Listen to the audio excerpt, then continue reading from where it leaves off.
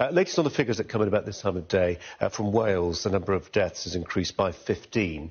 That takes the total number to 624. Just to remind you of the figures from yesterday, UK total overall was up 828. That was a relative leap on recent days. The total in excess of 17,000 for the UK. Let's go to our correspondent Katie Spencer, who's live for us in the newsroom, looking at these figures. Just starting with that Welsh data, actually, Katie. Take us through what you've got. Yeah, so yesterday we were talking about the fact that the numbers had risen slightly higher than they had over the last couple of days, but comparatively they're still remaining fairly low, fairly steady really, compared to increases that we've seen in previous weeks. Today, again, it's seeming like a similar picture really, a mixed picture if you like as well. Wales, a further 15 deaths. Yesterday we were talking about how there was a further 25 deaths. Today a further 15, taking the total to 624. So slightly less than the increase that we saw yesterday. Scotland, we've also had the figures for from the press conference that Nicola Sturgeon gave at 12:30, and we know that again there's been an increase in Scotland of 77 further deaths in their daily figures, taking their daily total now to over 1,062. The number of people in intensive care though in Scotland has gone down by 11. The number in total for that is 155.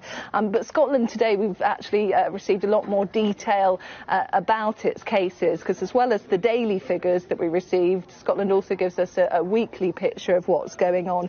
The difference being in these daily figures, it's including the number of people that have tested positive for COVID-19 and died.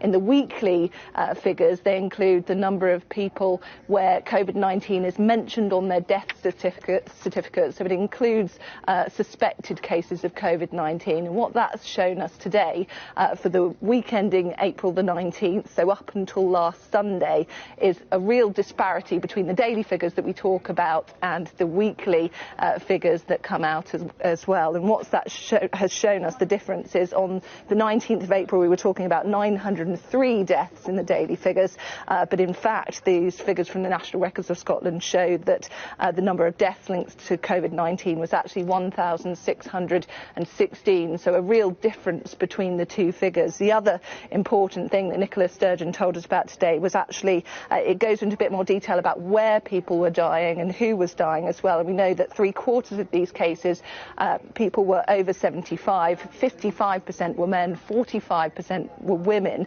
but critically as well, what we now know is that 1/3 of all registered deaths for that week ending April the 19th were happening in care homes.